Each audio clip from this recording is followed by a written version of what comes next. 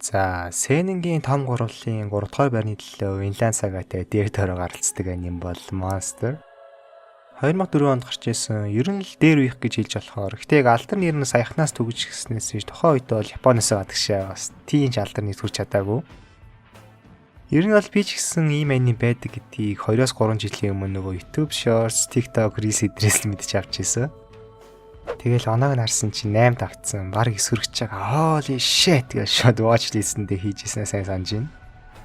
Гэтэ үзэхгүй явсаар байгаа саяхан л үзсэн шалтгаан нь нэгт амар олон ангитай. Хоёр тэр нөгөө Patrick Bateman-ээс үүссэн Sigma fanbase бас Mingus Drag Culture дээрээс үүссэн нөгөө Slade гэсэн огтуч шиг яг нэг тийм яханы хич утсан манипуляц бол cool гэсэн cringe fanbase анзаархад байсан болохоор үзег байхгүй юу? Тэгээд ерөнхийдөө за нэг Йохан гэд панаалтай ухаантай дүрэл бүгдийн тарихтаал терроризм хийгээл явчих тэгээ нэм байх гэсэн. Миний бодсноос л хамаагүй гүнзгий утгатай реалистик бас Йохан өөрөө 74 ангийн турш анийн дээрээ 30 минут л гардаг байхгүй юу? Тэгсэрнээ тэрний тэр харизма эдэр гол дүрээс бол угаасаа илүү алдартай шүү дээ. Тэгэхээр ерөнхийдөө миний бол төсөөлж ирснээс хол илүү чадсан. Гэтэ өнөөдөр бол би анимын үйл явдлыг нэг бүрчлэн ярихгүй хүрх гээд байгаа гол санаануудыг л ухаж ойлгоод тэрэн дээр нь өөрийнхөө үзэл бодлыг тусгаж эргэцүүлнэ гэж ойлгож байна.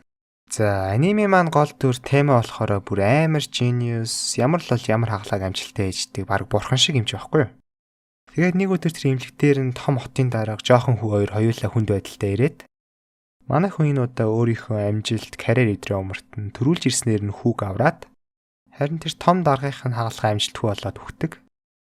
Манай хүн бол бүх амьнаас тэнцүү үн цэнтэй гэсэн үзэл бодолтой. Тэгэл үзэл бодолтой итгээд аварцсан чинь тэр өөрийнх нь аварсан хүү бол өстой жинхэнэ хүний үнээр эмпати, сэтгэл хөдлөл өдр юу ч байхгүй мангас байсан байдаг. За, энэ дээр амь насны үн цэн гэдгийг 3 өөр талаас харуулж байгаа юм л да. Эхнийх нь темагийн харах үнцэг буюу бүх амь нас тэнцүү үн цэнтэй. Хоёр дахь нь Эва болон түүний аав эдрийн бүх амь нас ялгаатай үн цэнтэй. Гурав дахь нь темаг авардаг өнөө хүү буюу анийн дээр мангас гэж хэлэгдээд байгаа Йоханы бүх аймнаас ямар ч үн цэнгүй юм а гэсэн 3 санаа яваад байгаа. Эдгээр муухай сонсогдох ч гэсэн бүх аймнаас яг адилхан үн цэнтэй байх боломжгүй шүү дээ. Зарим хүмүүс өхөд хэдэн мянган хүн уйлна, хэдэн мянган хүний амьдрал өөрчлөгдөн, дэлхийд даяар мэдэж авна. Харин заримынх нь хувьд амьд байсан ч үхсэн байсан ч хин ч анзаарахгүй. Бид нар бүгд тэнцүү биш юм байна. Тэгвэл ядаж бүгд тэнцүү төрөх байлгүй дэгэнгүүд бас лгүй. Заримынх нь хувьд төрхөөсөө л бусдаас илүү нөөц бололцоотой, төрхөөсөө л бусдаас илүү их хайр халамж амсдаг. Тэгж ярил бүр төрхөөсөө өмнө хүртэл зарим нь байнгын хүчил төрөгчийн огтойлоор, зарим нь байнгын арх тамхиар өгчөж төрж байгаа шүү дээ. Ийм байхад бүх амнаас энэ тэнцүү байх угаасаа ямар ч боломжгүй гэдэг талаар бол би Эватай санал нэгдэж байгаа. Яг нь Эвагийн хувьд үн цэн гэдэг ойлголт нь нийгэмдээ статус, хөрөнгө мөнгөөр илэрхийлэгдэж байгаа. Харин миний хувьд бол би үн цэнийг үзэл бодол гэж боддог. Өмнөх ишлэгтэр илүү дэлгэрэнгүй ярьсан байгаа. Хүсвэл орж үзэж болно. Гэтэ тэгсэн ч гэсэн хүн ямар үзэлтэй болох, хэр нээлттэй сэтгэдэг болох, хэр эмпатитэй болж өсөх нь цэвэр гэр бүлийн хүмүүжил ген эдрээс л хамаарна шүү дээ. Тэгэхээр үн цэн гэдгийг объектив талаас нь харсан ч, субъектив талаас нь харсан ч энэ тэнцүү байх боломжгүй байгаа даа. Харин Йоханы байр суурь болох бүх аймнаас ямар ч үн цэнгүй гэсэн үзэл бодлыг нөгөө актер алдартай ишлэлээс нь ойлгож болно. Хүн төрлөختний цорын ганц тэнцүү зүйл бол үхэл. Энэ анимаас миний хамгийн таалагдсан ишлэл. Би яг Йохантай тийм ч их санал нийлхийг хүсдэггүй ч гэсэн энэ ишлэл бол миний энэ Monster гэдэг анимыг респектлж гисэн хамгийн том шалтгаануудын нэг байхгүй юу? Яг өнгөц бодох юм бол үхэлч гэсэн тэнцүү биш шүү дээ, тэ? Зарим нь хийдгээчээд орондоо амраа молон нүдэн, зарим нь төрөөч байхдаа абортлуулна. Зарим хүн өгснийхээ дараач дурсагддаг.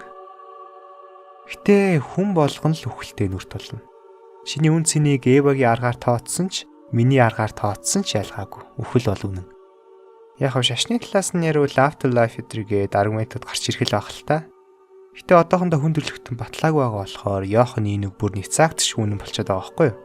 Би энийг зөөрлөж хэлэх юм бодож байгаад бүр яг нэг амар гоё зүрл талхад орж ирсэн.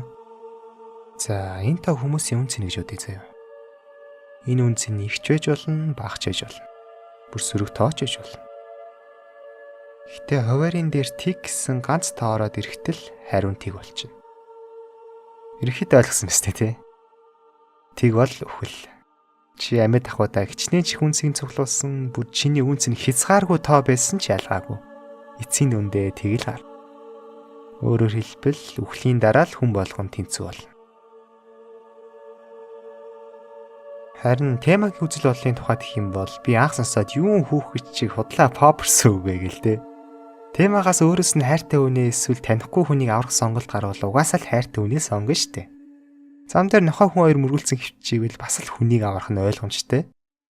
Тэгээд анх бол ерөөхдөө л энэ дүр яг л нөгөө зарим Шоны анимын кринж гол дүр шиг санагдаад хейдэлжсэн ч гэсэн аними явах тусам темагийн гол санааг баг багаар ойлгоод яг төгсгөлийн ангид бол тема үнэхээр миний хамгийн дуртай дүрүүдийн нэг болж чадсан. Тэгвэл темагийн үзэл бодол буюу яагаад бүх амьнаас тэнцүү юм бэ гэдгийг тайлбарлая л та. За бид нар бүгдээрээ тэрбум гаруй спермүүдтэй өрсөлдөж гарч ирсэн азтек өлгнүүд гэдгийг бидэн тийм. Гэхдээ илүү гүнзгий бодоод үзвэл бидний хүн болж төрсэн аз тэрбумд нэг тохиолдох ч биш. Бүр түүнээс ч илүү болж таарч байгаа. За жишээ нь бид ядаж эхлээд өөрсдийнхөө салфетик эсвэл бэлгэвчин дэш яг жинхэнэ үтээр орох магадлалыг тооцох хэрэгтэй. За хүн нэг 12 наснаас 30 нас хүртэл гар хангалаг болон үр тогтохгүй секс эдрийг нэг 7 хоногт 3 хийсэн гэж үзвэл жилд 150 буюу 18 жилд нийт 2700 дугаар тавьсан байгаа байхгүй юу? Ингээд бодоод үзэнгүүт нөгөө нэг тэрбум буюу 19 зэрэг чинь бүр 1024,300 зэрэг болчихж байгаа. Өөрөөр хэлбэл чи 10-ын ард 24,300 тэг бичигдэх ийм аимшигтай магадлалаас гарч ирсэн азтай нөхөр байгаа байхгүй юу? Ер нь дахиад цаашлах юм бол бас энэ дэлхий дээр хэдэн мянган төрөл зүйл байгаа лээ тийм ээ. Тэр дундаас яг энэ ноёрхогч хүн гэсэн төрөл зүйл төрн гэдэг нь өөрөө ямар савшаан бэлээ.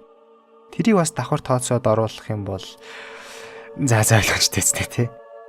Ялангуяа тема эмч хүн болохоор энэ талаар хамгийн сайн мэдэх байх. Тэгээд өөрөөр хэлбэл энэ өндөр магадлалаас гарч ирсэн тийм үн цэнтэй амь насан дээр тэр нийгмийн статус, хөрөнгө мөнгө эдрийг нэмсэн ч гэсэн тоомлогдол тэнцүү болчихно штэ. Темагийн цаа санаа яг үнэндээ ийм л байсан болов уу гэж би бодсон.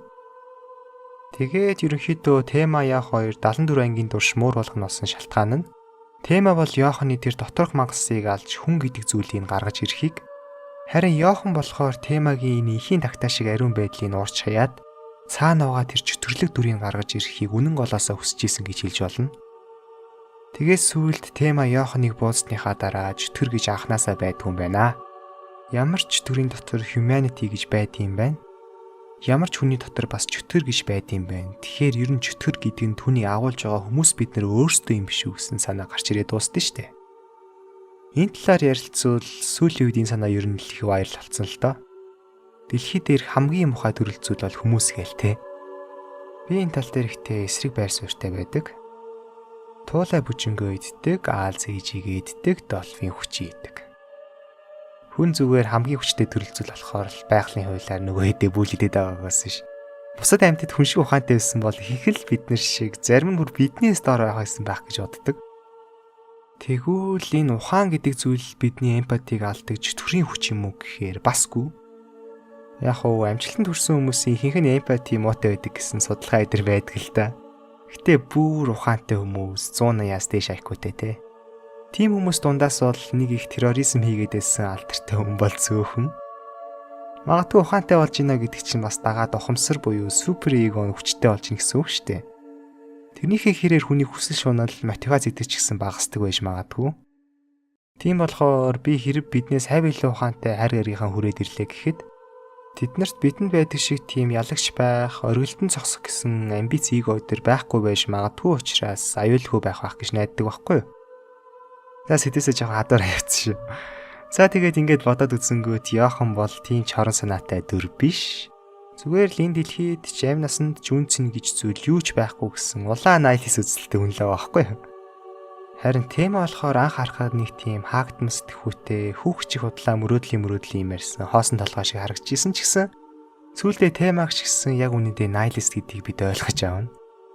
Зүгээр л тема энэ утга учиргүй амьдралаас утга учир хайх гэж оролдож байгаа optimistic nihilist буюу existentialist л байгаа.